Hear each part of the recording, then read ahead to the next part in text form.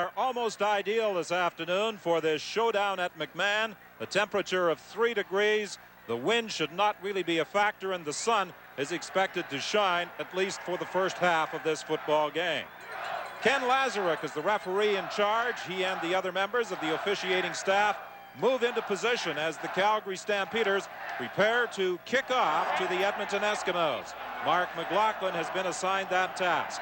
During regular season play, the Eskimos won 3 of the 4 games, but the Calgary Stampeders on the final weekend of the season won the big one, 34-32 here at McMahon to claim first place. A crowd in excess of 30,000 in attendance at McMahon Stadium. The game's opening kickoff will bounce out of bounds, and that task will be performed over again by the Calgary Stampeders. Rival 53 yards out of bounds. Well, there's the guy you talk about. You know, he didn't win many awards this year. They got on him early in the season for having a bad season. But you look at those statistics and the way that guy plays football, he's done everything that they've asked of him. The big one is right now. This is the one he's got to come to the front. And so does this man, Danny Barrett. Danny Barrett, like we said, only completed 42% of his passes against the Eskimos. But as Wally Bono said this morning, we're a better football team than we were in August, and it's mainly because of the play of Danny Barrett. One of the interesting statistics in comparing these two teams, the Eskimos intercepted Calgary 13 times. Only one Edmonton pass was intercepted by the Stampeders. But Don, how many times we talk about turnovers, you know, and then you go out to 12 minuses against you as far as turning it over. It's very difficult to win any games. The ball is moved back to the 30-yard line, and McLaughlin will perform the kickoff chore over again.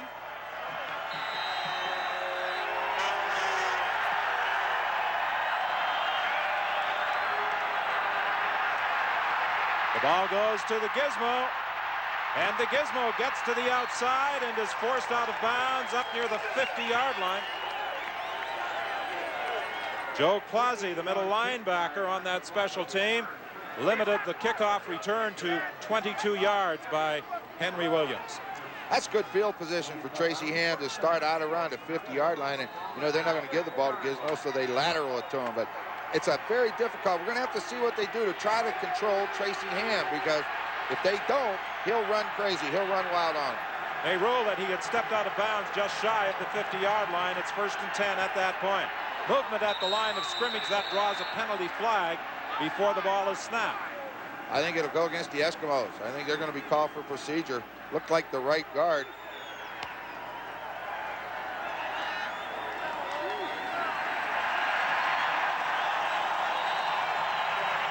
It is a procedure call against the Edmonton Eskimos, taking the ball back to the 45. The right guard, 55, Andrew McConnell. You see, all he did is raise that hand up off the ground, but that hand, once it's on the ground, cannot move till the ball snapped.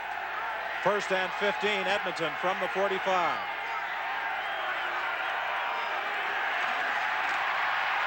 Hand off to Michael Souls, and he's hauled down as he got back to the line of scrimmage by Matt Finlay.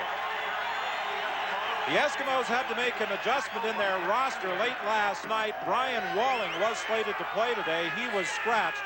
So the running backs are Marshall, Souls, and Johnson. Jim York was brought in and added as the additional Canadian to the Edmonton lineup. And you see the keys for them. Craig Ellis, everybody knows what he's done. Larry Willis has got to play well for him. And Henry Williams, special teams, Wally Bono said the other day, could win the game for either team. Tracy Ham is under pressure. Ballard is after him. Pass is thrown down the sidelines. And there's a big collision directly in front of the Edmonton bench. And some pushing and shoving out of bounds. Ballard almost got to Ham, and he threw that ball down the sidelines, but there was no catch on the play. Well, what we talked about in the opening, Don, why Warnock and Price are so important. Ballard and Will Johnson have got to get upfield and not let Tracy Ham escape. Now, even though it looked like Tracy Ham got outside, he was running away from the line of scrimmage, which makes it a harder throw for a quarterback. The first punt of the afternoon by Edmonton's Ray McAreedy. He stands at his own 30-yard line. Derek Crawford is back to accept this kick. It's partially blocked.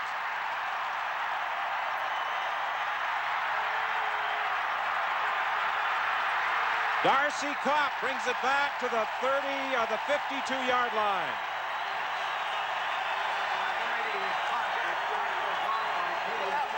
I think that man right here, 86, number 86, I think Pee Wee Smith is the guy that actually gets to the punter. He comes clean coming up the right side. Bottom of your screen, here he comes. Boy, got in there, didn't get all of it. Ball got across the line of scrimmage, but only about an 8-yard punt. So a great field position for Danny Barrett to start. First and 10 for the Stampeders from their own 51.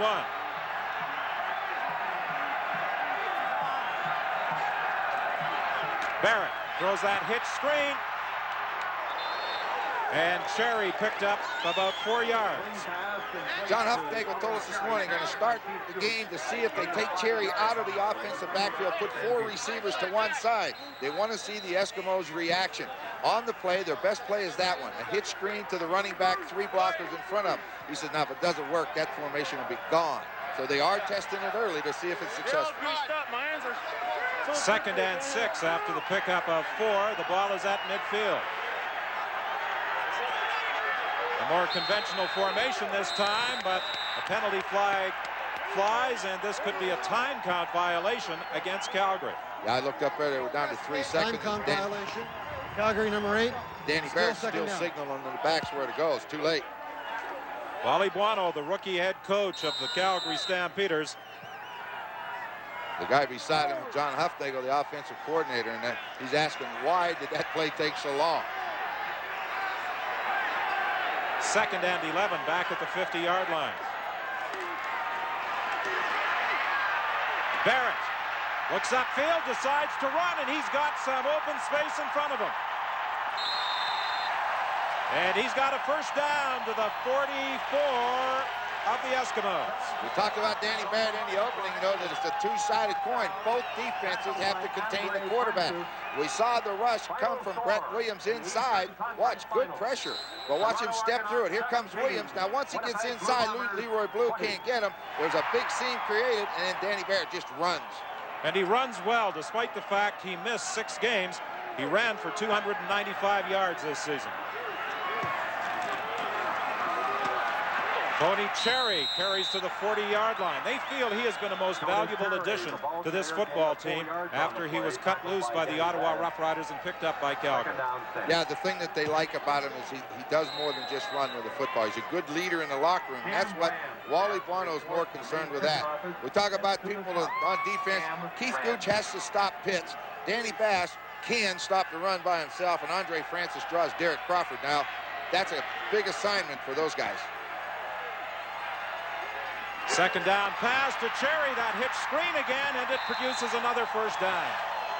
Well, they're going to be a lot more happy. They're going to be happier with that result than they were with the first one. But you get the seam, and then all Tony Cherry does is run, and their running back can do that. That's what they like about Tony Cherry, to follow up. He had him knocked on him, but maybe a little bit of a troublemaker, and he said, I have found exactly the opposite. Great team guy.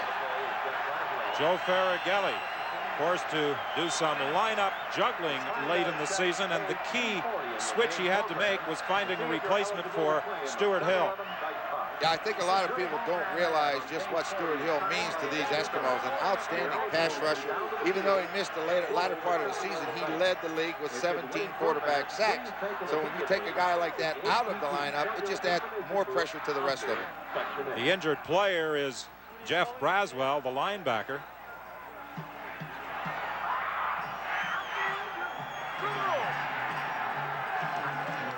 10:49 is the time remaining in a still scoreless opening quarter here at McMahon Stadium. Calgary entertaining Edmonton in this CFL Western Final.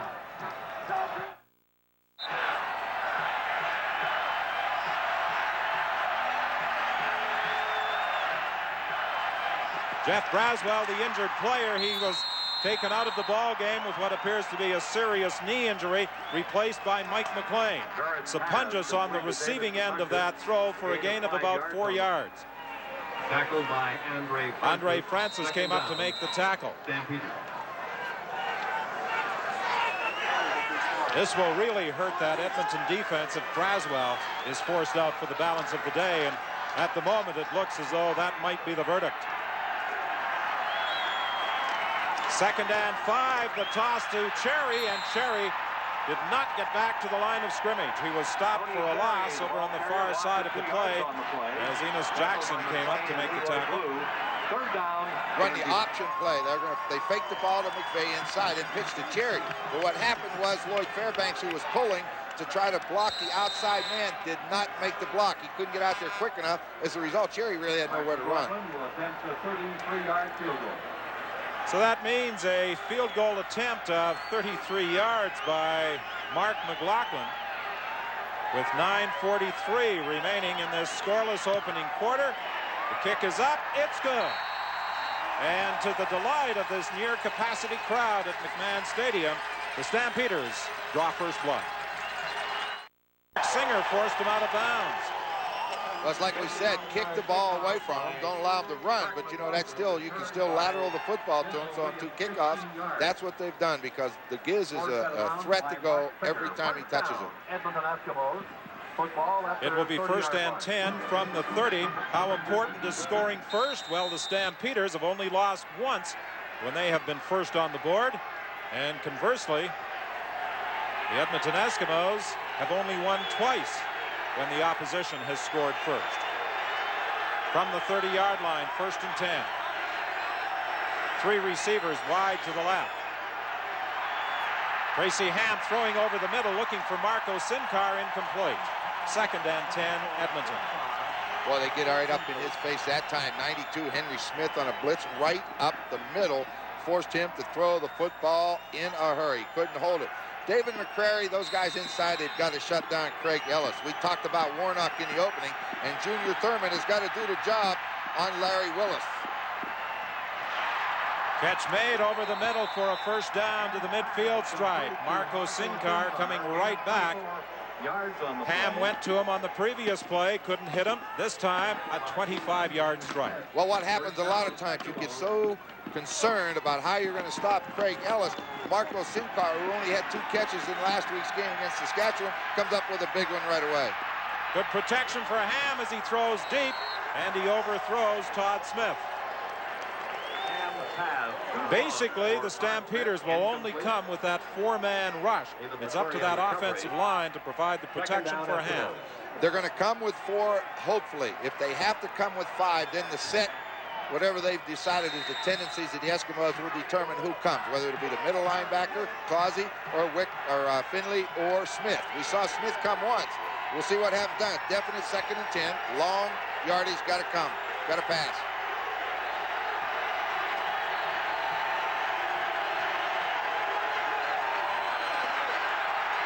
Tracy Ham throws to the sidelines, and Keith Wright makes the catch for a first down.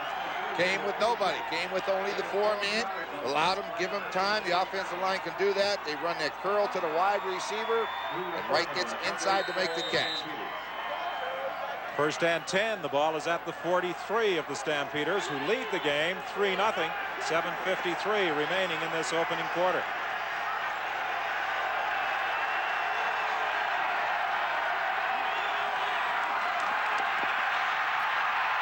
Ham forced to stay in the pocket, but he throws it over the middle, and another catch made by Todd Smith for a first down at the 25. And again, 4-man rush. Tracy Ham has the time to move around. See, here comes the rush, but he dances away from it, looks downfield, right over top the linebackers into that area before they get to the secondary. Todd Smith makes the catch. 1st and 10 from the 25. Calgary's game plan was to try and keep Tracy Ham in the pocket. Here's the draw play with Blake Marshall, and they ride him down at the 21. How important is it to keep Tracy Ham in the pocket? He was the CFL's West leading rusher. Which, you know, first time in the history that a quarterback has led a division in rushing.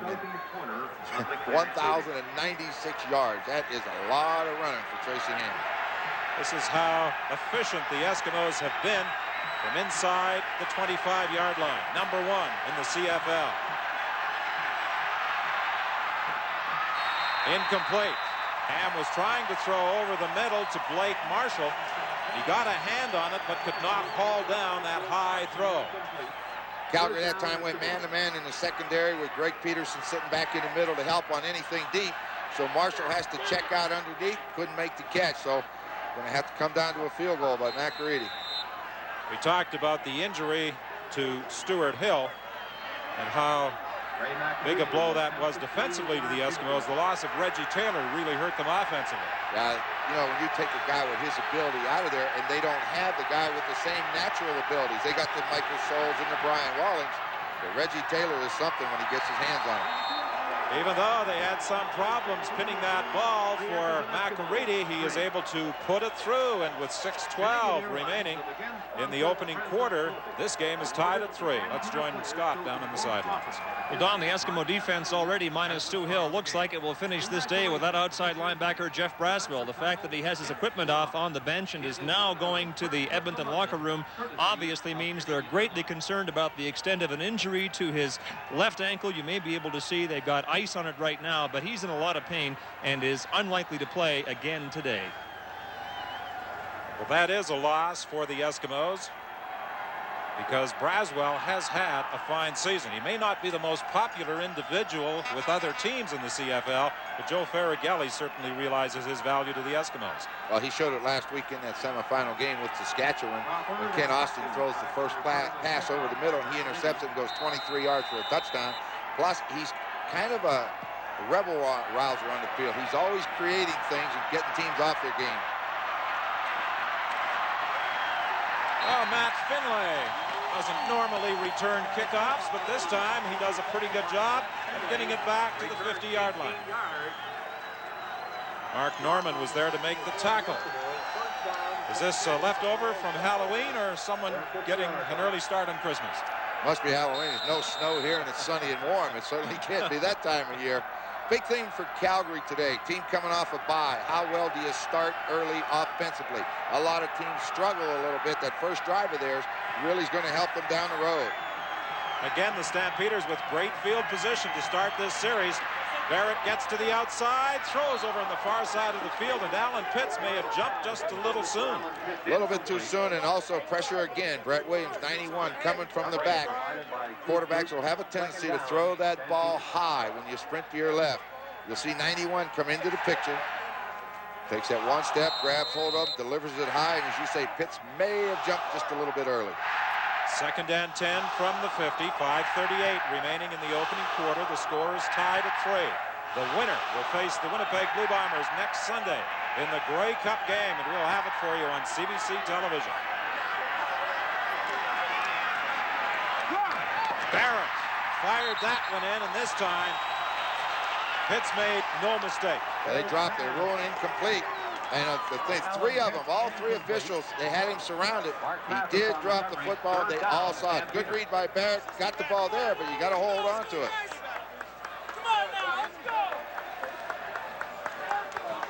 So on 3rd and 10, the Stampeders send out their punting unit.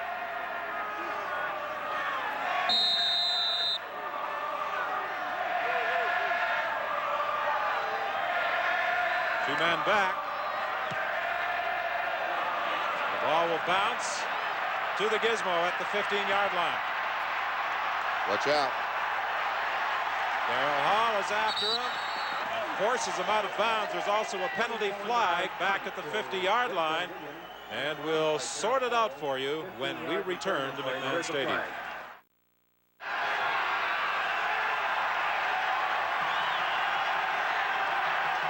The Eskimos send 3 receivers wide to the right. Hand off to Marshall, and he fights his way to the 10 for a pickup of 3. Tackled by Will Johnson. Try to run inside behind the guard and tackle. Try to get in behind McCannell, 55. Watch him, comes out on Warnock, but what happens outside, Will Johnson comes right down the outside shoulder of the offensive tackler, Trevor Bowles, and he makes the hit on Marshall. 2nd and 7. A key play for the Eskimos. Tracy Ham's sideline pattern, and Larry Willis makes the catch up at the 20-yard line for a first down. Larry Willis, of course, the former Calgary Stampeder who went to the BC Lions and this year was traded to the Eskimos late in the season, would certainly like to play well against his former mates. He's got 14 receptions with the Eskimos, but no touchdowns. He's got to come up big for them. They need him. So he's got 1,000 yards, and all those touchdowns were when he was still in BC. 1st and 10 from the 20-yard line. From the backside, the pressure on Ham. He fumbles the football. Will Johnson's got it. Johnson loses it. However, I believe Calgary has retained possession. Ballard applied the hit on Tracy Ham from the backside, popping that ball loose. And it will be 1st and goal, it appears, for Calgary from just inside the 10. Well, this is what you need. Big plays and big games. And Ballard at that defensive end position to the left of your screen, coming outside of Blake Dermott, number 50. And Tracy Ham just happened to be stepping that way. So when you get two objects hitting and that ball pops loose, they're very fortunate to get it back. But they have it, and they're on the 10-yard line. They spot the ball actually just outside the 10. It looked initially as though it was going to be inside the 10. But that was a big hit by Ballard, the pressure of the front four. And that time they got to quarterback Tracy Ham. There's the toss. This is going to be a pass by Sapunjas. Beals can't hang on. He was wide open in the end zone. Well, there's not much you can say about that. Sean Beals, a slot back, gets wide open. Sapunjas gets the toss, throws it right on. You just got to catch it. I mean, there's nothing else to say about that.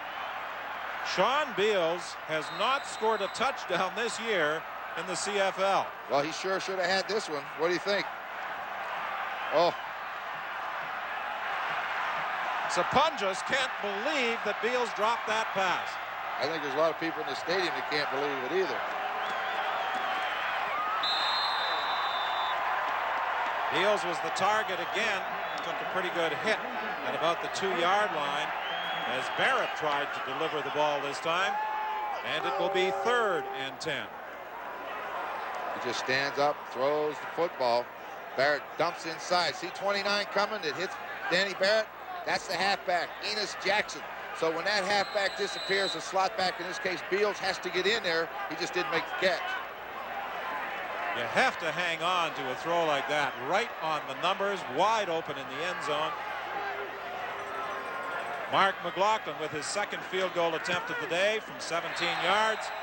And it is good as the Stampeders lead by 3, but the feeling over on the Calgary bench is they should have a 7-point advantage. Well, Wally Buono, the coach of the Stampeders there, said the other day in the press conference, he said he would be the same on the sidelines as he's been all year. Somebody said, what if you get down early? He said, all you tell them, it's a long game. He said, if we get up early, I tell them the same thing because it's 60 minutes anyway you add it up. He became the 20th head coach of the Stampeders on January the 4th. Beals this year has not been able to put one into the end zone. He'll never have a better opportunity to score a touchdown than he had right there. He's looking for a place to hide. I mean, there really isn't anything he could do. He dropped it, just going about it, but boy, you sure feel bad. 1st and 10 from the 35. Ham gets the protection. He throws deep for Keith Wright, incomplete, knocked away by Hopkins.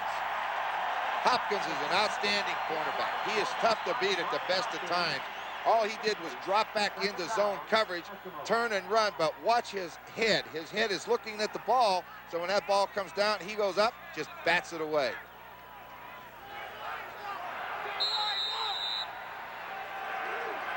He moved!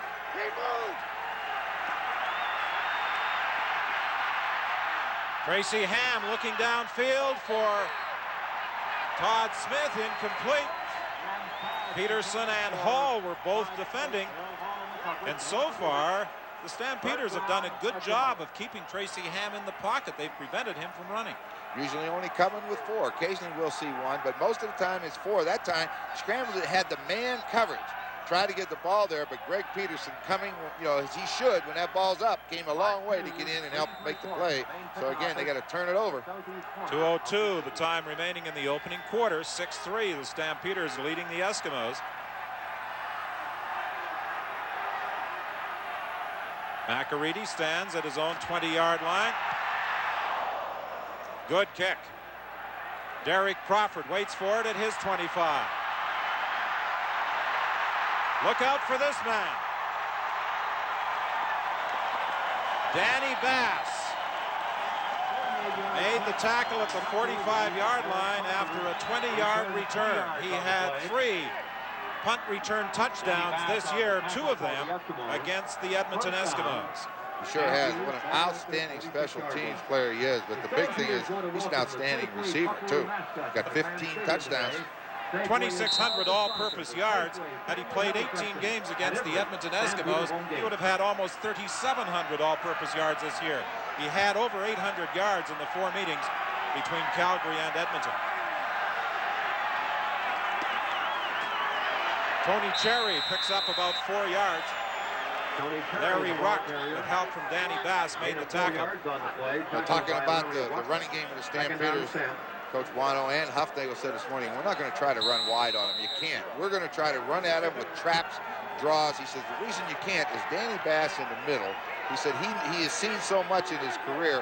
He knows the plays better than you do. And he said, so we got to just try to hope to get by him in a hurry. Urban Bowman, the linebacker coach of the Edmonton Eskimos, was telling me this morning, he said there's probably nobody who reads as well as Danny Bass. Marshall Toner was the target of quarterback Danny Barrett, and Shelton was all over him, drawing a penalty flag. Well, you saw Mark Mathis now. Last time they blitzed Jackson. This time Mark Mathis comes from the left side. That's number 13 coming from the bottom of your screen. He's coming on a blitz. You don't worry about the middle blitz when that halfback's coming. That slot back, in this case, Toner, gets in there. Shelton jumps on his back and gives him the automatic first down. Marshall Toner was almost as excited about the victory yesterday by the University of Saskatchewan Huskies and their trip to the Vanier Cup next weekend as he was about this football game. Danny Barrett won't get a chance to throw. Brett Williams and Mike Walker were both in on him, but it was the toaster who dumped Barrett back at the 47. Well, we talked in the opening just how important that inside pressure is. You get upfield in a hurry. Quarterback's in the pocket. Now it's up to those guys coming inside, in this case Williams and Walker, to get there, and there they both are. Williams actually gets a sack, but Walker's right beside him. 2nd and 18 back at the 47. This should be the final play of the opening quarter.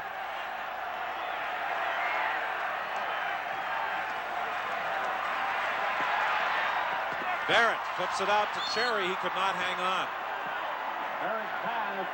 Larry Ruck was defending against Tony Cherry, and that is the final play of the first quarter with the Stamps in front by 3.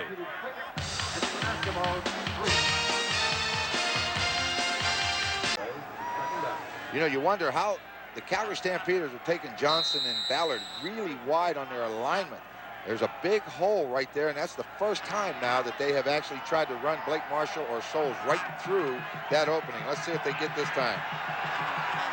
See how close the tackles are inside? The ends are outside the other guy. There's big holes in there. 2nd and 6. Keith Wright has a first down. Have they thrown a pass in the direction of Craig Ellis so far this afternoon? Not one. Can't find him out there. I don't know where he is. We know he's there, but they have not gone to him at all, and that's very surprising. I know every team tries to put in a little bit to take Ellis out, but they're just playing his own defense down there, and Tracy's not going to him. 106 regular season receptions, and he had great success this year in games against the Calgary Stampeders, but so far they haven't thrown to him. Keith Wright again for another first down. It's a good read by Tracy Ham. The corner, Junior Thurman's dropping deep into the zone. That means number 7, Darryl Hall's inside. All you do is look at Hall. If he stays where he is, you go to the wide receiver. In that case, Keith Wright down and out wide open. 4:56 remaining in the half. 9-3, the Stampeders lead. 1st and 10. Edmonton at the 40 of Calgary. Marco Sincar takes that quick toss. Henry Smith grabbed him almost immediately, but not before he had picked up about 6 or maybe 7 yards. We saw the hit earlier on Derek Crawford, and his play is going to be restricted, it would appear, to special teams. He has the ice pack on the back of his neck. Jeff Braswell has already switched to civvies, and he has that ice pack strapped to his left ankle, so he is out for the balance of this game. Mike McLean is taking his spot at the linebacking position for the Eskimos. 2nd and 2. Blake Marshall gets the first down inside the 30.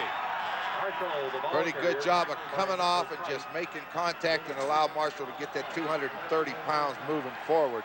Andrew McConnell made a key block for him, and he cut right in behind it. We talked about Craig Ellis earlier. He's the type of player who wants the football during the course of the game. I'll tell you something else about him. If he's not getting it, he's going to let you know on the sidelines. You know, all good receivers don't feel they can be covered, and he's one of those. Tracy Ham is going to run for the first time, and he might score.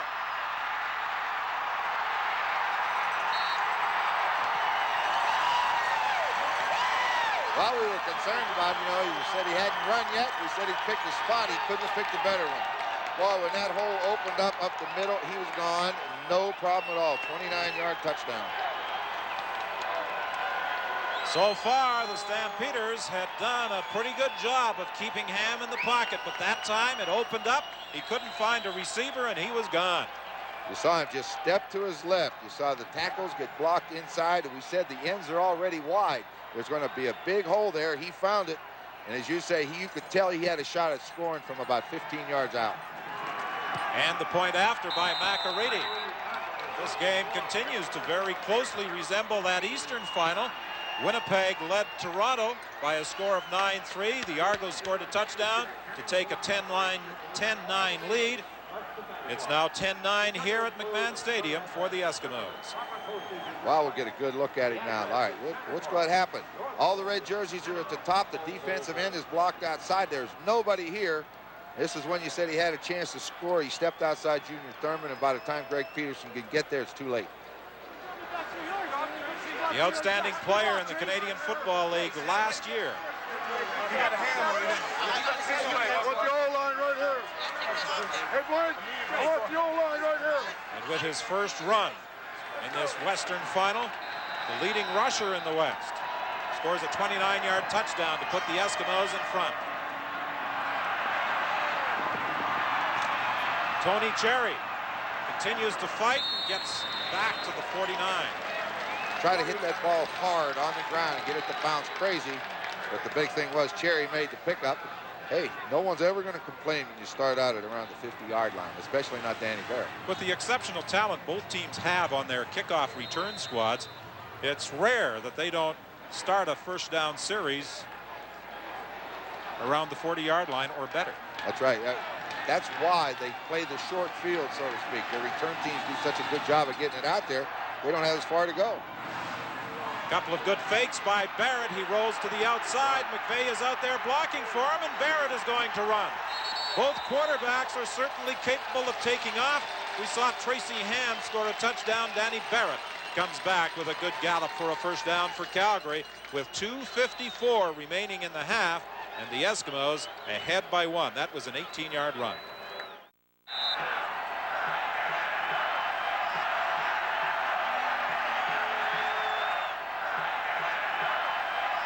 End zone throw, incomplete. It was intended for Pee Wee Smith again. See, what we have is Pee Wee Smith is about 6'2" and 180 pounds. Mark Mathis is 5'9". On this particular pattern, all Danny Barrett wants to do is a little play action fake to hold him, then throw it high and far. He's just going to throw it out there and hope that if we get a jump ball like in basketball, that he can come down with it. Mark Norman, the safety, coming back to try to get in on the coverage, but Mathis had done the job on Pee Wee Smith. Mathis has done it so far every time he's been asked to. 2nd and 10. Marshall Toner takes the hit over the middle from Larry Ruck. A couple of Saskatchewan alumnus, Ruck playing with the junior Hilltops, Marshall Toner with the University of Saskatchewan Huskies. Yeah, we had a nice talk with Toner this morning. We congratulate the University of Saskatchewan Huskies for a repeat performance. They're going back to Toronto, but St. Mary's comes in from the East Coast. What a heck of a football game those were yesterday. I had a chance to watch most of them. They were great. So Mark McLaughlin will be attempting a 45-yard field goal, trying to put the Stampeders ahead. And he does. Oh, there's no doubt it was 45 yards away. He's still in that 40 to 45, 49-yard range. He doesn't miss. 1:23 remaining in the half. And it's a 12-10 Stampeder lead over the Eskimos.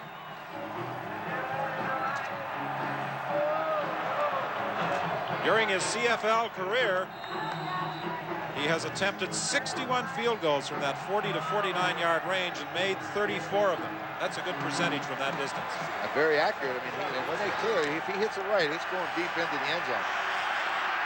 Tracy Ham can't find a receiver. Now he looks deep. Todd Smith makes the catch. There's a penalty flag on the play as well. Yeah, we're going to get an interference call on number 7, Darrell Hall. When Tracy Ham stepped inside like he was going to run, Ballard came back, so he just drifted right back and laid it down the field. Nice play by Tracy Ham. So very quickly, the Eskimos move into position with 1:13 remaining in the half, trailing by 2 points, a 47-yard gain.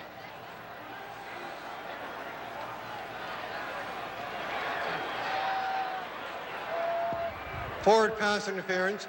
Calgary number 7 declined. I don't think there was much doubt that was going to happen. Yeah, I don't know why they even bothered about it. You catch the ball down there, they had more yardage because he caught it and ran with it. From the 28, it's 1st and 10, Edmonton. Ham is looking into the corner of the end zone. Good coverage back there on Larry Willis by Junior Thurman. You know, we talk a lot of times, Don, about covering one-on-one. Junior Thurman was just in front of Larry Willis. But what made him turn around, Larry Willis turns his head and looks up for the ball and raises that hand. And as soon as he did that, Thurman turns around and locates the ball and knocks it away. I mean, you don't look at the ball, you read his eyes. And when those eyes get big, you turn around and get the ball. That's good coverage. You have to wonder if this might be the time they'll go to Craig Ellis for the first time today. I don't know. This is really strange, isn't it? Penalty flags. Over the head of Todd Smith in the end zone, but there was movement at the line of scrimmage. Procedure or offside? We'll wait for the officials to sort it out. Ken Lazaruk, the man in charge today. Offside against Calgary. So it's now 2nd and 5. The ball is at the 23. Wally Buono. Calgary 93, 2nd down.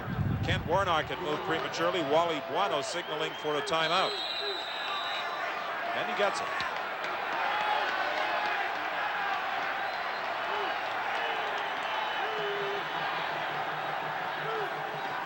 Usually we see the coach of the team that has the football call the timeout. And you look at the clock with 56 seconds, but I don't know. Wally's the defensive coach. He's going to talk it over. He's going to tell him what he wants to do to stop this play.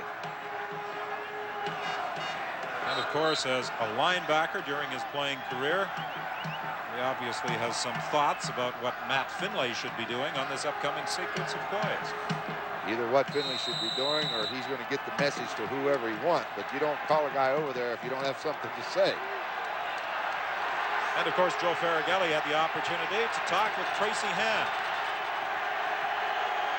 Penalty means it's 2nd and 5.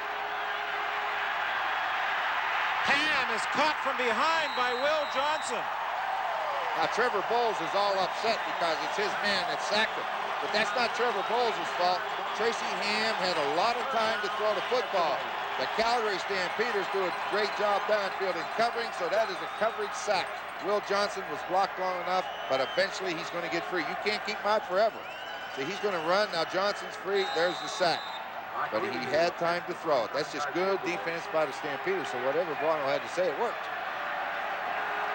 This will be a 37-yard field goal attempt by McAreedy with 38 seconds remaining in the half.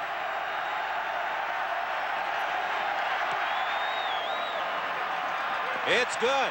And the Eskimos regain their 1-point lead with the clock now down to 29 seconds left in the opening half of the Western Final here at McMahon Stadium. I was going to be a little surprised to see if they're going to have him kick off or take it on the 35.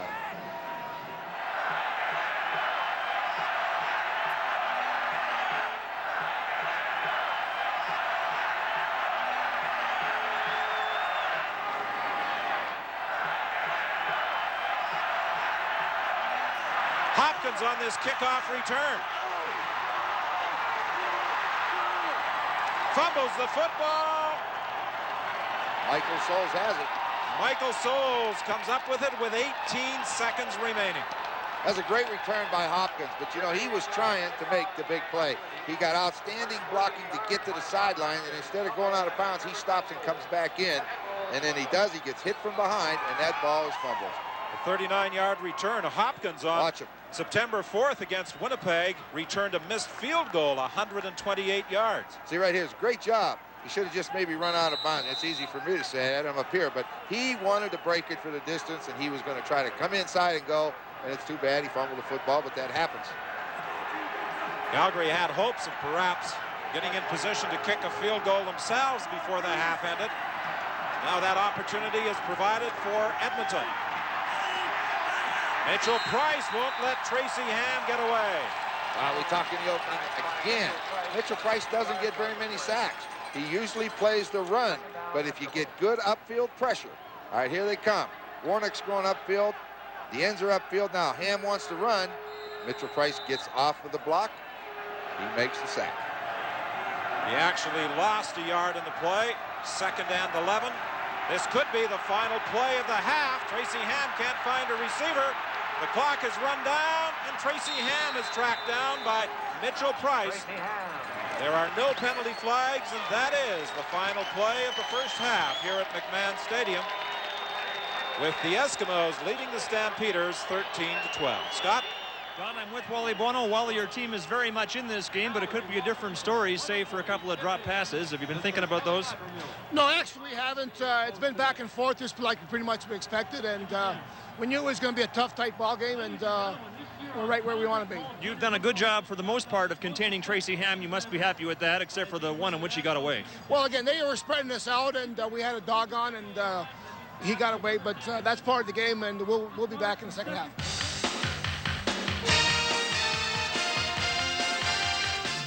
Well, you knew it would happen. Tracy Ham became a huge part of this game with that 29-yard touchdown run. A good defensive team can prepare for every offensive situation except for one. And that's when that quarterback says it is time to go when he makes that split-second decision to take off. When it comes to a... Welcome back to McMahon Stadium in Calgary and Shannon Powell in Ottawa as you celebrate your 9th birthday. Your father, Kevin Powell, asked us to wish you a happy birthday. And Ron, you've got a birthday greeting to pass along as well. Yeah, almost forgot about it again, didn't you? Well, yeah, I don't want to miss it. You know, you get in trouble when you do things like that, Don. And this is my daughter's birthday, November 18th. So. She's a little older than 9. Yeah, just over 9. So we say happy birthday to Lana in Regina. The ball is fumbled on the kickoff return, but the Eskimos, I believe, get it back. A 20-yard run back, and Larry Ruck was very alert, pouncing on that loose football at the 35-yard line. Statistically, in the first half, the Eskimos had more offense, 194 yards to 124. Both teams guilty of 2 turnovers. The game as even statistically as it is on the scoreboard. It's the defensive battle we anticipated, Don, so something's got to open up here shortly. 1st and 10 from the 35. Deep for Todd Smith. They've worked that play successfully twice on the left side of the field, this time to the right, down to the 35-yard line. A gain of 40 yards, 47 on the previous toss to Smith. 3 receivers to Tracy Ham's left. That gets Greg Peterson out of the middle. He gets that one-on-one coverage. McCrary on Todd Smith, no contest. McCrary, he couldn't react when he looked for the football because he was too far away. That's why it was an easy catch. This is a little surprising. 55% of the passes to the wide receivers. The Eskimos usually like to work to Craig Ellis. They haven't thrown to him all day. Not one pass has gone in his direction so far. He had 106 during the season. That time, Marco Sincar, the slot back, was the intended target. Craig Ellis just went out into the flat to create the opening to try to hit the throw behind him, and it's a little bit surprising. He'll be doing some talking. Well, all he's going to do is go out into the flat. All right, all he's going to do is try to pull a defender with him and then throw in behind him. But he has not caught a football yet, and that's a little bit surprising. 2nd and 10 from the 35. Calgary indicating they are going to blitz. It's picked up. Pass is incomplete, intended for Sinkar again. Good job by Henry Smith. We saw number 24, Greg Peterson, that safety man, sneaking up inside. He came on the blitz. Henry Smith takes the little dump looking pattern away. 3rd and 10. All right, there's 24. That's the safety man. Now that means the linebacker has to pick up that 3rd receiver. In this case, it was Sinkar, and he does a good job. Blake Marshall did a good job of picking up that blitz by Peterson. As a matter of fact, he really flattened him with a block. Well, when you don't bring the linebacker from that side, Marshall has no one to block, so there's a heck of a size difference. McAreedy's field goal attempt is good, and the Eskimos increase their advantage to 4 points with 13-14 remaining in the 3rd quarter. Remember that Canadian professional football is now offered on ProLine from Sports Select.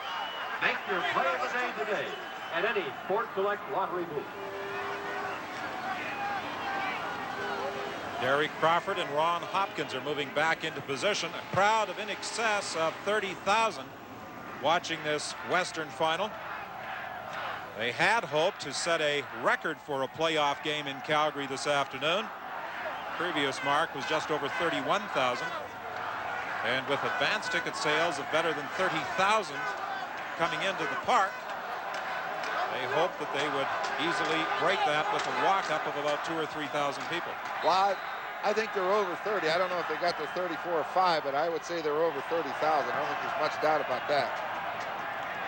Ron Hopkins starts out from the 20-yard line. Good coverage downfield. He was spilled by Mike McLean. That was an excellent job of coverage by Mike McLean. What that Calgary Stampeder tries to do is to block him one side or the other. McLean didn't go for it. He just lowered his head, took the blocker on, and makes the tackle.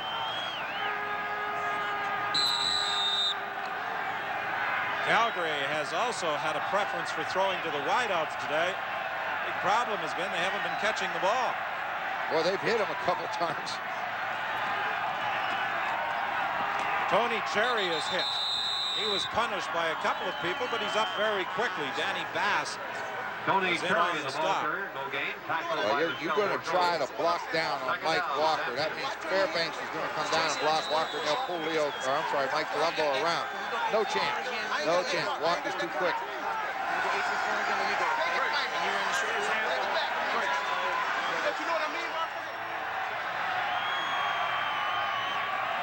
Second and 10. Crawford underthrown. He was covered by Mathis over on the sidelines, and it's 2 and out for the Calgary Stampeders. Third down, Stampeders. Trailing by 4 here in the 3rd quarter in the early stages of this second half. He threw it on time. He just threw it low. Just when Crawford made the break to the outside, the ball was in the air, but it was just too low. Matic has averaged 4.8 yards more than his Edmonton counterpart in the punting department so far. Todd Smith and the Gizmo are back to accept this 3rd down kick.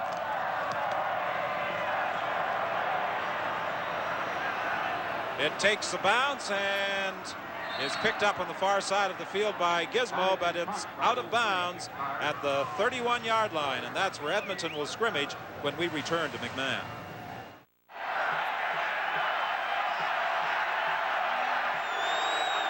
First and 10 from the 31-yard line. Ham to Todd Smith, the first down up at the 50. Ham's doing a good job. The offensive line, when they only bring 4, that offensive line is going to give him time to throw, and they gave it to him. And what happens is, I was going to take a look. Now watch Blake Marshall. Now he comes right out in front of the linebacker. That holds the linebacker, and Ham throws it right over Finley's head into the hole to Todd Smith. It's a good job by the quarterback. Good job of blocking up front. First and 10 from the 50. Ham is caught by Will Johnson. He picked up a couple of yards. The defensive linemen get upfield. He ends upfield, and the tackles try to stay in their lane. Try to stay in the lane so that they can keep that quarterback pinched to the inside. All right, now Will Johnson's got the speed that when Tracy Ham has to run, he's able to pull him down and limit the game to about, I can't even see it. Where is it? 1 yard. That's a pretty good job then if you can stop him for 1 yard. Second and 9. The ball is at the 51. Over the middle to Blake Marshall. He's got a first down. All right, we've seen Blake Marshall check come up in the middle, check come up in the middle. This time they send Joe Clausey from the middle linebacker on a blitz, and when Marshall goes in there, there's nobody at home. All you do is throw him the ball. Good job by, again, Tracy Ham. All right, watch, see number 60 running to the left. Now, when they throw the ball, that's where Clausey usually is. No one's there to pick him up. Pierre Verchevel did a good job to come over to pick up Clausey. Excellent job. That's all you need to do is buy the time. Ham sees him coming. He'll get rid of it. Todd Smith again, very close to another first down at the 37. Tracy Ham's being very patient today. Normally he'll take off. He steps up in that pocket, looks around, finally finds a receiver and throws it to him.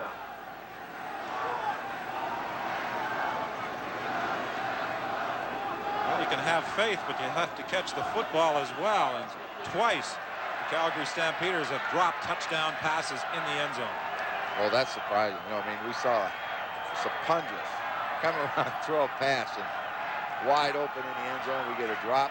We see Danny Barrett throw it perfect on the money, and we get another drop. It's short of a first down. Wally Buono sending in a signal defensively. 9:58 remaining in this third quarter. Edmonton leading by 4. 16-12 is the score. And under the direction of Tracy Ham, they've been moving the ball well on this drive. Second and short, Ham will keep and get the first down, diving through to the 35-yard line. We've just received the official attendance count, 31,923, and that is a playoff record for McMahon Stadium in Calgary. And I think, you know, when you're only 77 short, if we said 32,000, that'd be close enough, wouldn't it? I think so. I don't think we'll be chastised for missing out by only 77. Well, Tracy Ham has some room down the sidelines. He got a block, but Ron Hopkins was able to get back and force him out of bounds. But he is down to the 12-yard line. All right, watch this. You said Verchevel before, but watch McConnell, 55. He comes from the right guard position across, and he picks up the blitz from Joe Clausey, and Ham gets outside and does what he does best, and that's get his yards and get out of bounds and don't take any hits. Prairie's doing a good job. I'm sorry, this time it's Darrell Hall's doing a good job for him. 9 minutes remaining in the third quarter. Tracy Ham's end zone pass incomplete. Craig Ellis got tangled up with Thurman and Peterson, and that's the first time a pass has even been thrown in his direction today. Yeah, he wants an interference call, but I don't really think he can call it here. Watch him. Henry Smith has him short. Now, see, Thurman is watching number 71 right, and he runs into him. You know, you can't call Thurman for interference. He's guarding his man. Ellis ran into him. Second and 10. The ball between the 11 and 12-yard line. 3 receivers wide to the left. Warnick coming up the middle, but it's dumped off to Souls. He'll score.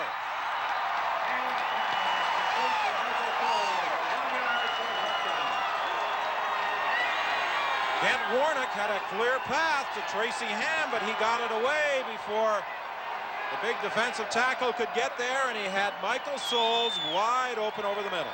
And that's the reason why Souls is open is because they were going to get to Tracy Ham, but a quarterback knows on this kind of a play he's going to get hit. Watch it. Blake Marshall is out to the left, just runs away from Clausey, catches the football. Clausey has no chance to catch him. If a quarterback knows the blitz is coming and he knows who's free, you won't hurt the quarterback. It's the blindsider that hurts you. And with the point after by McAreedy, the Edmonton Eskimos have moved into a 23-12 lead. We'll be back with the Edmonton kickoff after this.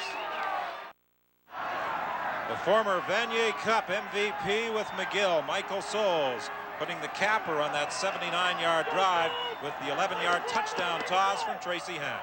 Saw Michael Souls sit in there, allow Clausey to get across and then drop deep. Then all he does is take one step and angle away from him. drop it in his hands, and then Souls does the rest. They cleared that side of the field out, so once Souls caught it, there was no doubt he was going to score.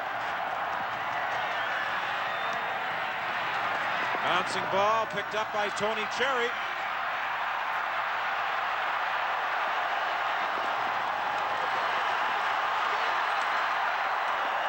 He returns it to the Edmonton 48-yard line. That's an excellent job of returning by Tony Cherry, but the pressure of this game and the whole thing's coming down to number 8, Danny Barrett. If you think about it, 8 completions, 23 attempts for 88 yards. That means you're not converting second down conversions. Therefore, you're not controlling the game. Tracy Ham's controlling this football game. The sun slowly sinking in the west. The Stampeders are hoping that it is not shining for the last time in their 1990 football season. That hitch screen to Tony Cherry. He got a hole and gets a first down to the 35. Boy, got a good block by Sapunjas. Dave Sapunjas made a key block for him to get up through there, because the Eskimos, they're expecting this when they see the 4 receivers now. You know, they're not stupid. They see it. But watch the throw, and the block will be just inside Tony Cherry. Right here, 25 on Enos Jackson, and Cherry almost breaks it. Good job by Dave Sapunjas. Barrett is only 9 of 24 in the passing department. His numbers have to improve. Incomplete. Intended for Alan Pitts. Barrett's pass intended for Alan Pitts, incomplete. Well, I'll tell you, Danny Barrett not having good completion percentage today, but he is getting some pressure, especially from Brett Williams. We talked about him in the opening, that if you will contain him with the ends, people like Williams and Walker, they will get to you. Watch him. He stops. You can throw it down the sidelines. There's the hit again. Good job by Brent Williams. And both these teams basically go after you with their front 4. They don't put a lot of blitz packages together. No, it hasn't been much blitzing today. Barrett finds Alan Pitts for a first down at the 25. This is what he has to do. You know, you can throw deep on first down, try to get it, but on second down and 10, you've got to make first downs. This time, Pitts coming off with Keith Gooch. Give him a little move, a little contact, if you want to call that. Stop, run the curl in route, catch it, first down. Now you got another shot. Keep the drive alive with first downs. Eventually, you get to the end zone. 6:45 remaining in the third quarter. 23-12, the Eskimos lead. Draw play. Cherry has some room. Runs into a blocker. He got tangled up with Sean Beals and was prevented from getting a first down as the Eskimos came up to make the tackle. Yeah, that's just individual ability by Cherry here. A draw play to a back usually hits up the middle. He started into the middle. He saw Danny Bass and everybody else there. Watch. Look, the handoff to him. See, Bass is waiting on him. He just takes it outside with his quickness. Gets a pretty good block here by number 88, Pitts, and then just runs. Hasn't been a big ball game for the running backs. Quarterback Tracy Ham has been the #1 rusher in this ball game. That one was off the shoulder pads, it almost appeared, of Andy McVeigh.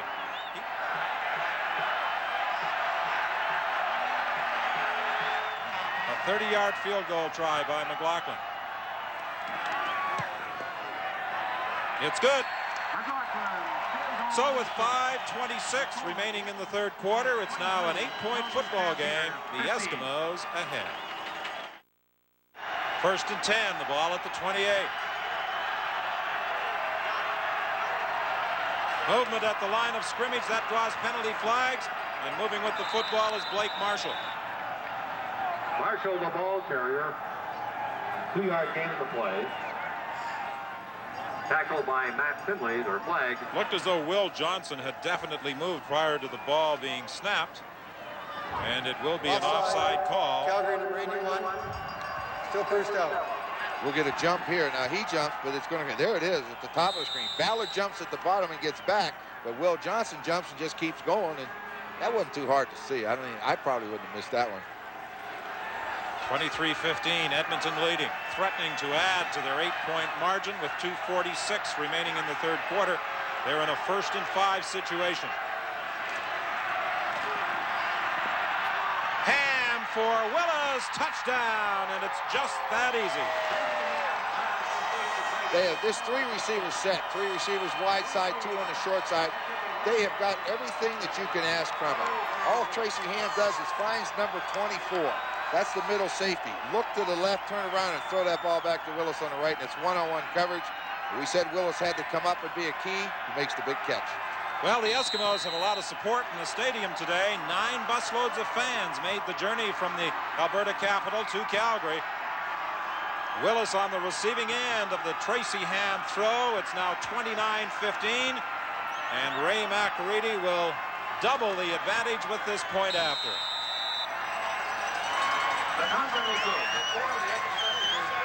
The Edmonton defense has kept Barrett off balance. He hasn't converted, and Tracy Ham, he has taken control of this game from around the midway in the second quarter. All right, watch Tracy Ham looking to his left. Now, when he's looking over here, 24 goes that way. He throws backside. There's the catch. Watch who comes into the picture. Darcy Kopp. I'm sorry, he's in the middle now, but he can't get back there to do anything. Good job by Tracy Ham. Ham got off to a bit of a slow start in this ball game, but whatever they discussed in the intermission has certainly paid dividends for the Eskimos in this second half, because he has been directing some solid drives for Edmonton for their 2 touchdowns in the third quarter. I was kind of watching Willis there get dressed. Most guys put a jacket on. He's putting sweatpants on. I didn't think it was that cold down there today. If I can get him a touchdown, go ahead and do it.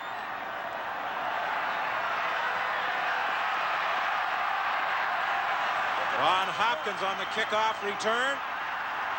And again, the Stampeders have great field position to start an offensive series, but they have to start putting things together very quickly, or the Edmonton Eskimos are going to be the Winnipeg Blue Bombers' opponents in the Grey Cup game a week from today.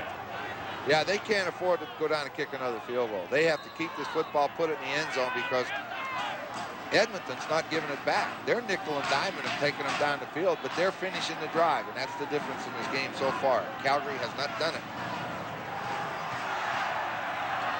They won't do it this time either, as Barrett was hit in the process of trying to throw. That ball went all the way across the field and out of bounds, but they ruled that he was in the act of throwing when he was hit.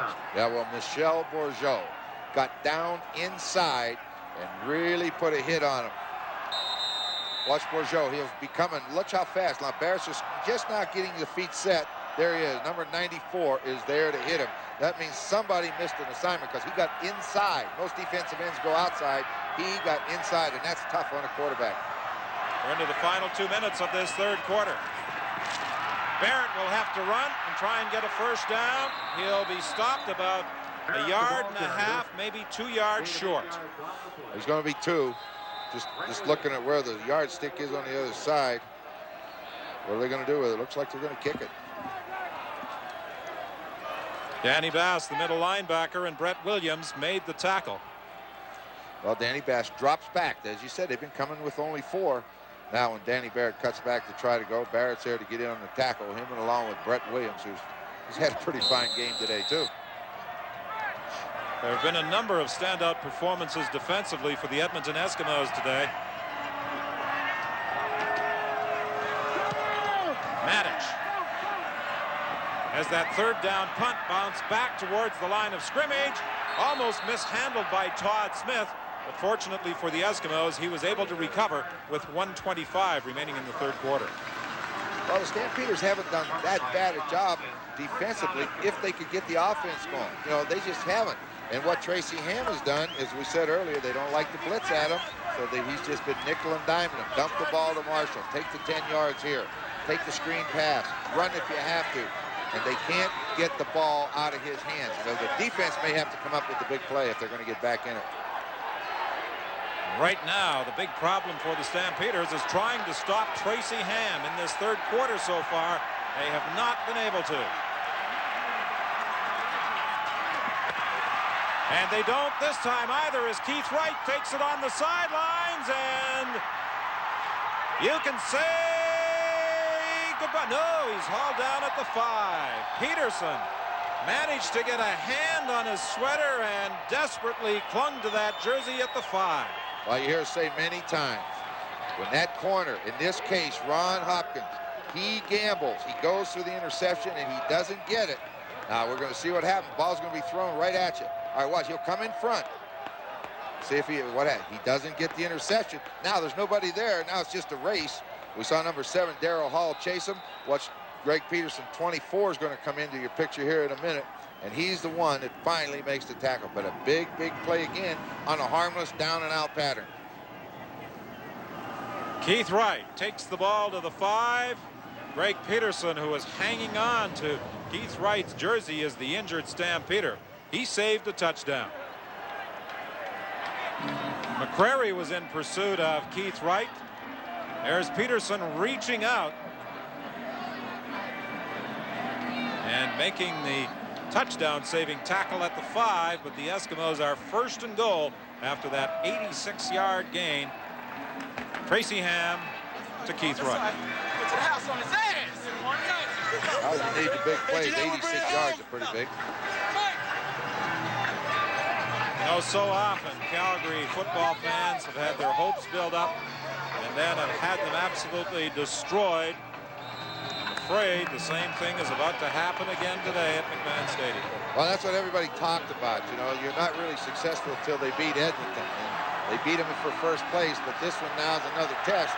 And they've got their work cut out for them now with only 14 seconds left in the third quarter. First and goal, Edmonton. Ham is going to run this one. Does he get in? No. He was following the block of Blake Marshall and is going to be stopped right at the goal line. And there is time for one more play, barring penalty, in the third quarter. Yeah, it almost looked like run all the way. Watch him. Gets good protection here. And Blake Marshall's leading him. He's going to block on Matt Finley. And all Tracy Ham tries to do is dive for the corner of the end zone. He comes up a yard short. Second and goal from the 1.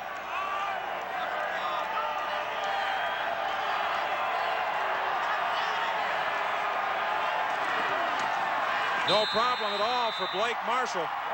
You can see by the alignment of the Calgary defense, that was where the weak spot was.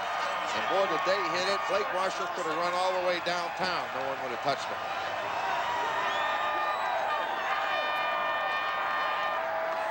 All right, watch him. Watch the lead block at the top. 83, Chris Johnstone comes in, takes on the first opposite color jersey, and then that man at 230 pounds could have ran home. He led the CFL in rushing touchdowns this year with 12. And he, with that run, may have put this ball game beyond reach for the Calgary Stampeders. McCready adds the point after. And with 15 minutes remaining, Edmonton leads Calgary 37-15.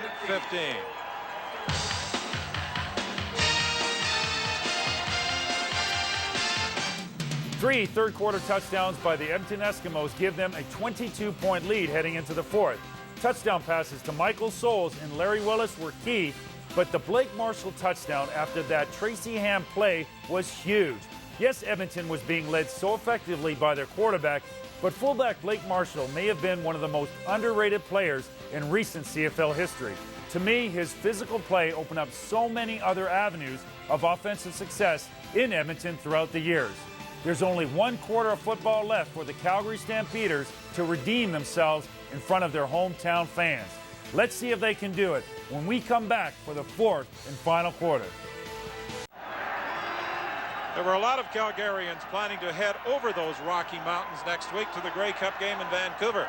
Unless the Stampeders can stage something of a miracle comeback in the fourth quarter, they won't be venturing much further than the Banff area and the skiing areas to the west.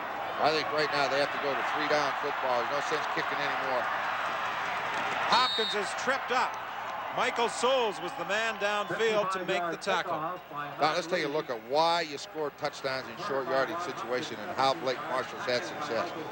Walter Ballard goes inside, and what's the job here? But the lead block on number 92, Smith, by Chris Johnstone. Watch that offensive line. Look at it. No penetration. Block the first thing that shows. Bang. Knock him down. 230 pounds. You know, Junior Thurman's not going to stop him. That's a good job up front. First and 10 from the 37-yard line. There's the toss to Tony Cherry, and Cherry picked up a couple of yards.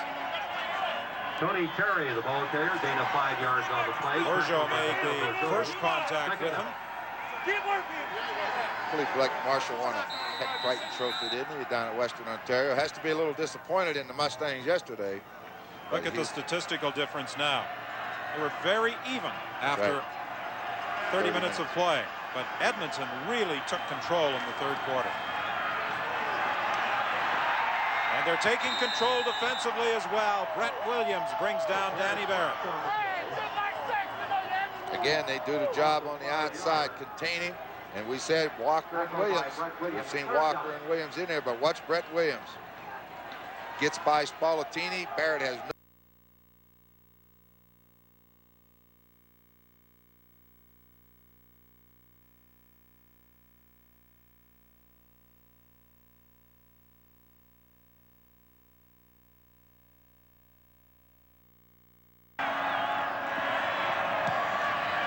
Third down kick by Matic. It bounces away from Todd Smith. He mishandled the football. It's loose, but he managed to no. Calgary claim they've got it. All you have to do is touch it. You don't have to have possession. That's a mental mistake, and it couldn't come at a worse time. You seem to have everything under control. I don't know what happened, but we're going to get a good look at it. Mustafa Ali is the man who apparently touched that football as it was rolling out of bounds after the 59-yard kick. Perhaps in the reverse angle, we'll see what happened. Oh, that's rolling. Looks like Edmonton's got it, and it comes loose. And Ali, you're exactly right. All he has to do is touch that football. A big break for the Stampeders, but if they're going to do anything, they better put it in real quick. They don't have time to mess around. Alan Pitts goes wide to the left. Beals in motion across the formation. Barrett looking for Sapunjas, incomplete. Not a chance. That's good coverage downfield. David Shelton, 19, has him one-on-one, and Mark Norman coming over there since that injury to Francis. Norman's been playing in that safety position. He had no chance to complete that ball. The only scoring for the Stampeders so far in the ball game, 5 field goals by Mark McLaughlin. They had 2 touchdown passes in the first half, one to Sean Beals and the other to Pee Wee Smith that were dropped in the end zone. 2nd and 10. Barrett is intercepted, or did that ball bounce in front of Mathis? I believe it bounced, and the play is whistled dead. He was looking to Crawford down at the 5-yard line. Had an official standing right there. He couldn't miss it. That ball skipped right into his arms. But hey, you go ahead and run. Let them call it. They'll blow the whistle. Danny Barrett has not had the productive day that the Stampeders required for them to advance. Well, never got him out of his back pedal. Mathis is in a better position to catch the ball. You see the one bounce. Crawford's got to drive him deeper. 3rd and 10. Barrett's in trouble. He's going to be downed inside the 20-yard line. So the Edmonton Eskimos halt the Stampeders with 12:36 left in the game.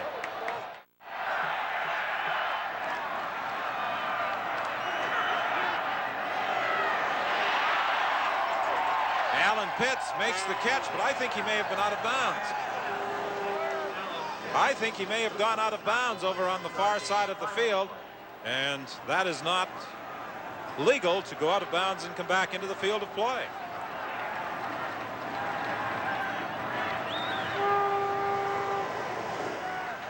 Yeah, I think it's going to be a face mask.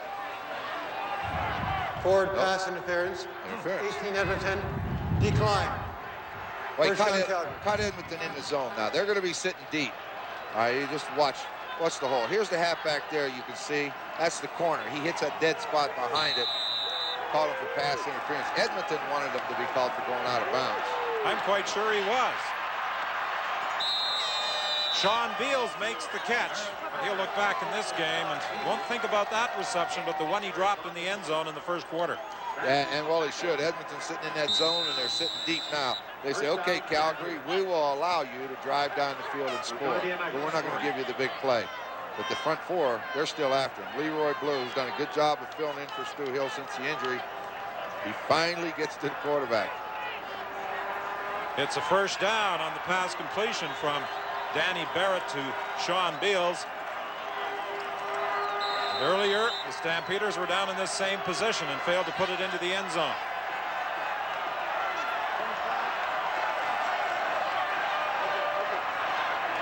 That ball was deflected at the line of scrimmage, intended for Andy McVeigh.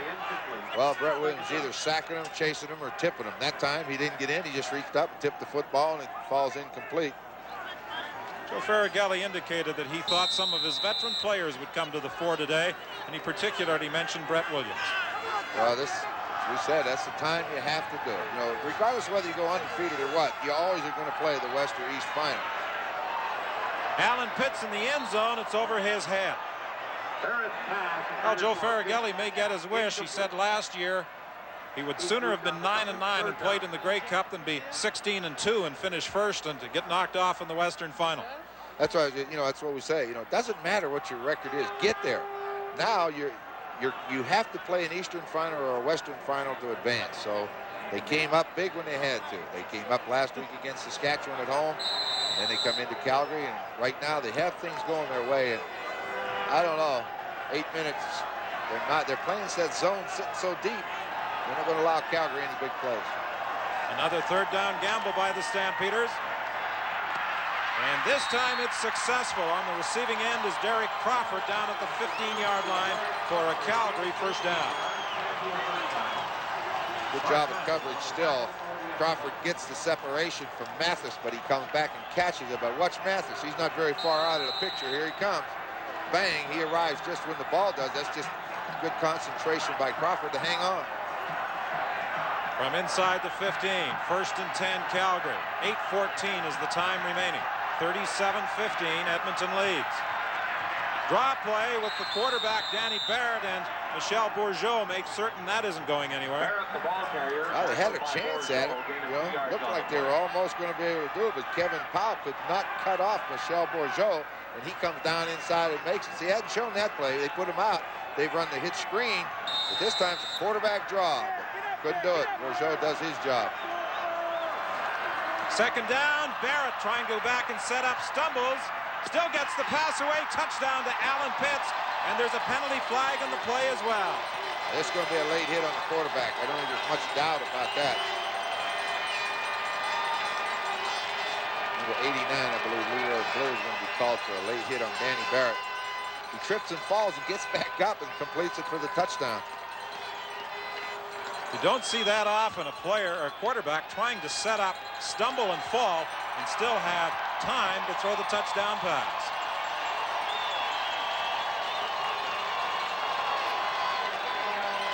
.739 is the time remaining.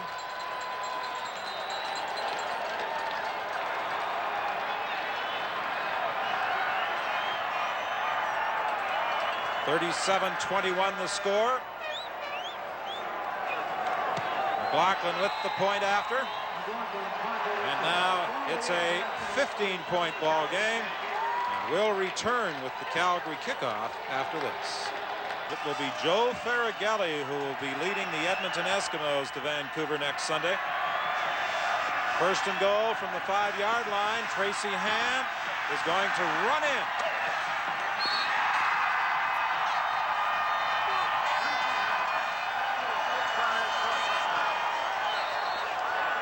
There's also a skirmish going on at the deepest part of the end zone.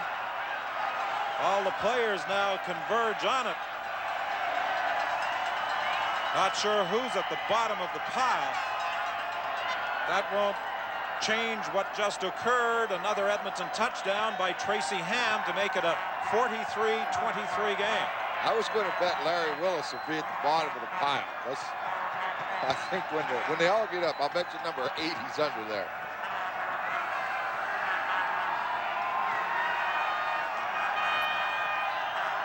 Greg Peterson, the safety, is one of the people at the bottom of that pile.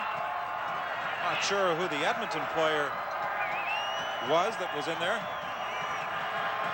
Again, this is just athletic ability of Tracy Ham. Look, he's going to throw. Now watch the feet. Quick feet. Steps in. Steps out.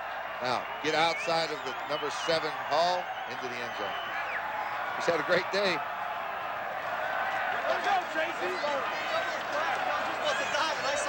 10 carries for 110 yards for Tracy Ham. 2 touchdowns. 22 of 37 passes for 442 yards and 2 touchdowns. I'd say he's had a pretty fair day. I don't know what else is left he could do, but finishes it off with an easy jog. And I think you're absolutely correct about the player from Edmonton involved in that little skirmish, Larry Willis. Disqualification, Edmonton number 80. Disqualification, Calgary number 24. Greg Peterson and Larry Willis are disqualified as the result of that scrap that was taking place. And Joe Farraghelli tells Larry Willis to head off to the dressing room. Well, you know what happens is that when Willis was here and he went on to BC, not too many of the Stampeders had a lot of nice things to say about him.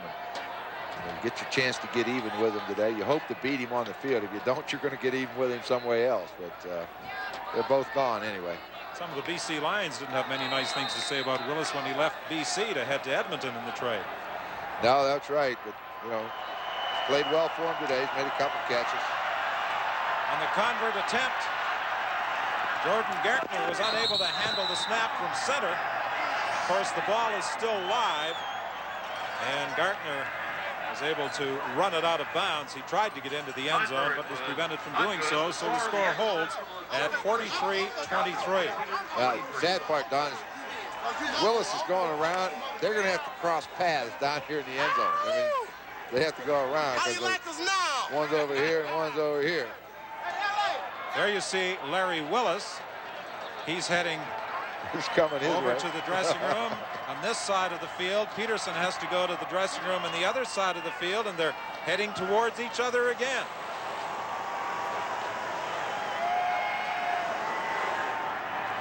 With one of the officials intervening.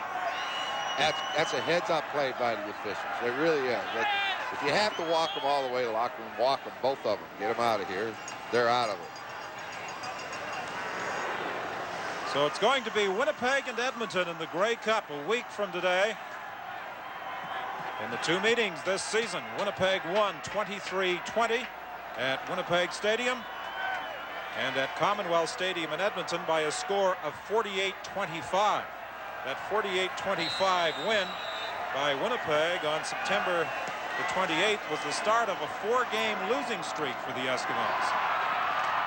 But that doesn't really matter much now, as the Eskimos have put together a two-game playoff winning streak. 2:39 the time remaining. A dejected Wally Buono, most disappointed at what has taken place today at McMahon Stadium during the course of the regular season. The Eskimos won by a score of 46-20 on August the 14th. Then in the Labor Day game on September 3rd, when they had the big crowd, 36,000 at McMahon Stadium, Edmonton won 38-4. And before the biggest crowd of the year at Commonwealth Stadium, the following week, Edmonton won 34-17.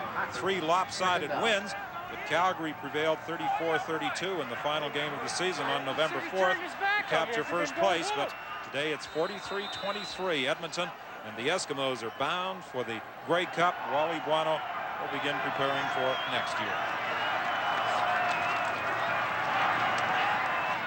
Barrett's pass is complete to Tony Cherry, close to a first down. 2:22 is the time remaining. It's going to come back. We got a procedure penalty at the top. Hits, jump the count, wide side of the field. Can't do that. It's been one of those days. You know, they've had chances to win this football game, but first half especially. But what's amazing to me, we saw the halftime stats. Calgary number 18, still second down. Very even. Next time we saw the stats, it was out of sight. Edmonton just completely dominated. But you know, as late as 5 minutes remaining in this fourth quarter, it was still a two-touchdown game, and had Calgary been able to pick up that fumbled football, who knows what may have happened. Sideline pattern to Pee Wee Smith. He takes it out of bounds at the 35-yard line for a first down. Yeah, that's what I meant. It's just been one of those days. They've had the chances. The ball's there. Hopkins couldn't pick it up. Jump, catch the football. Mathis hits him in the air. First down. First and 10 from the 35. 2:14 remaining. Movement at the line of scrimmage. Penalty flags fly. Barrett, a sideline pattern, no good. Barrett pass incomplete. headed for Pitt.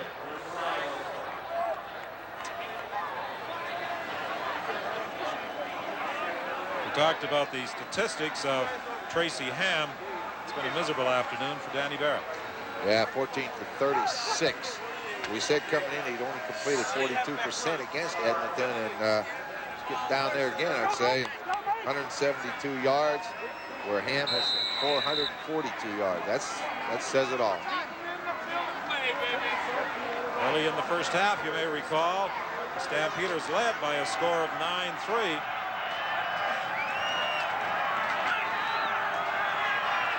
Barrett is caught from behind and hauled down by Mike Walker. Barrett tackled by Mike Walker, loss of 8 yards. Talked about Tom Burgess going to a Grey Cup game. Mike Walker's heading back to a Grey Cup game. Yeah, he sure is. That's right. He was in Hamilton last year, and Burgess was in Saskatchewan.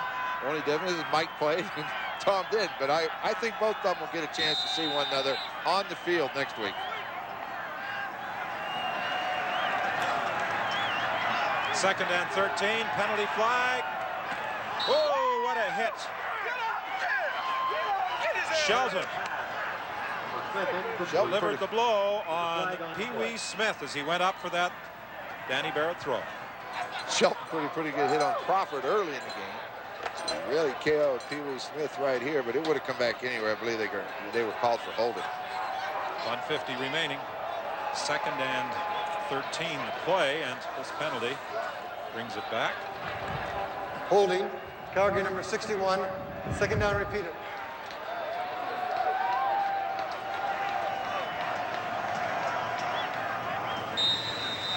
Ball goes right through his hands, and Shelton arrives. Second and 23 now with the holding call, taking the ball back to the 48-yard line. From the shotgun formation, Barrett looks downfield. Shelton is there to hit Pee Wee Smith again, just to remind him that if the first one wasn't hard enough, I'll do it again. He wasn't even looking at the football. Football was well overthrown, but he was going to make sure that if you catch it, you're going to pay for it. Barrett just gets rid of it, and Leroy Blue, like we said, there they are. Bourgeau and Blue upfield. If he stays deep, they sack him. If he steps inside, Walker and Williams have been there all day. One of the differences, too, early in the game, the Calgary Stampeders were picking up the pass rush of the Edmonton Eskimos, but in this second half, they've been applying constant pressure to Danny Barrett. Yeah, Barrett just could never get anything going. You know, if you get something going, then you make the defense stop and think and maybe readjust. But when the defense starts to win, then they seem to be able to do anything. And those four men have controlled Calgary's offense up front. On the other side of the field, although the Eskimos had some early difficulties with Calgary's pass rush, they have controlled it since. And Tracy Ham ran out of trouble, ran with the football, dumped the backs, hit receivers. He's kept that defense off balance. Third down punt by Brent Matic. Again, it bounces back towards the line of scrimmage. Matic is racing up there, but he's prevented from getting to the ball by one of his teammates. He ran into Mark Singer, and Larry Ruck picked up the football. Returned by 1:31 is the time remaining. Only a 27-yard punt that time. Winnipeg and Edmonton, of course, have never met in a Grey Cup game. Since Winnipeg moved to the East Division, we now get that opportunity with Winnipeg winning the East today, 2017 over the Toronto Argonauts, and Edmonton Grey Cup bound with a 43-23 lead and 1:31 remaining in the fourth quarter here at McMahon Stadium.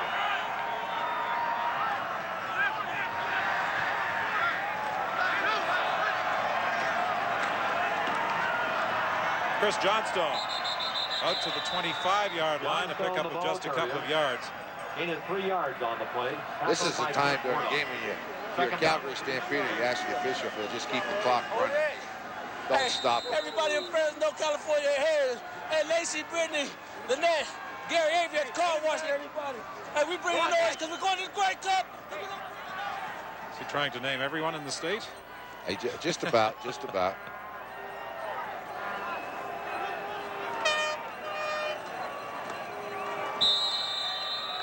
Mike Coles, the ball carrier. Souls is stopped at the 26-yard line.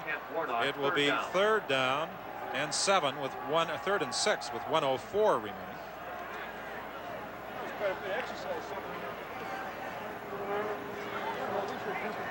Very close in the first half. 13-12 the halftime score, but close statistically as well, and wasn't much difference in the play on either side of the field, but it certainly changed in the third quarter. Yeah, at halftime, nobody had taken control. It was a close football game. Both teams were looking to, try to find out how they could handle the other, but boy, when the third quarter started, the Eskimos figured it out in a hurry, and the second half's been all theirs. The punt is blocked by Pee Wee Smith. That's the second time today that he has blocked Ray Macarini punt, but for the Calgary Stampeders, it's too little and too late. First down, Stampeders. Doesn't really matter now, although I know this. You still don't want to see him block a punt. You don't want to see a punt get blocked ever, even though it doesn't matter. But coming from the right of the screen, again, comes unblocked. Here he is. It's right out, bats it down.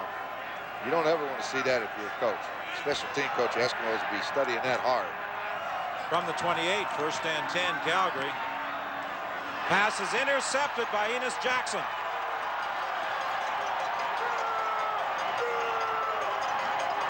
Cuts back into some traffic.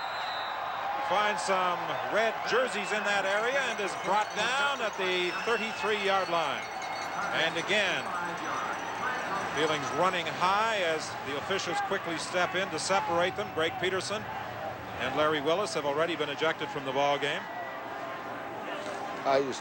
Jackson threw the ball at him. I didn't see what or if Calgary Stampeder did anything to him, but when Jackson got up, he threw the ball at him.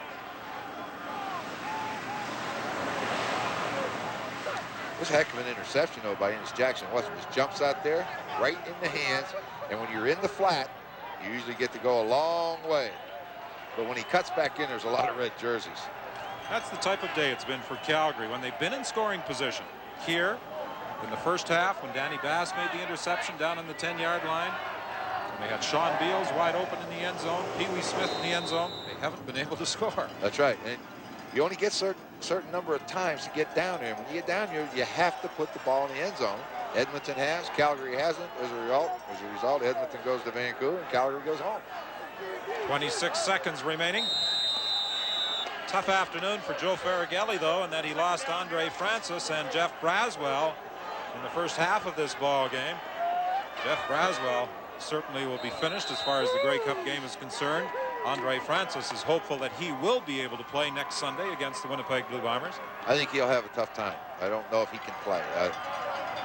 Like he says, that's the way he likes to play. He gives a shot. He can't intercept the ball, and it's his thumb, so he's going to have a big cast on. I would say he's very, very doubtful. The final seconds ticking down here at McMahon Stadium. 5 seconds remain, and now they will be able to take those seconds off the clock. Mike Farragelli giving Father Joe a hug. You just saw Gary Durchik in there. There's Andre Francis, Ryan Dickinson, special teams coach. And that will do it.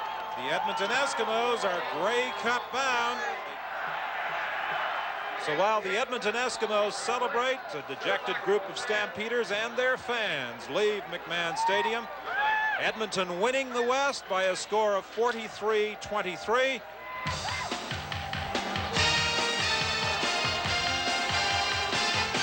And the final score ends up Edmonton 43, Calgary 23, with Tracy Ham stealing the show. Much of the post-game attention was his, and deservedly so. But Edmonton's defense also deserves a lot of credit on this day. Without their top 2 linebackers in Braswell and Hill, Edmonton's defense held Calgary to only 1 touchdown, and that was in the fourth quarter. Funny thing though, despite scoring 43 points in both the Western semifinal and final, the Edmonton Eskimos would only be able to put up 11 points in the Grey Cup championship game. BC Stadium was not kind to the Eskimos as the Winnipeg Blue Bombers crushed Edmonton by a score of 50-11. Thanks for watching. For CFL Classics, I'm Chris Oak.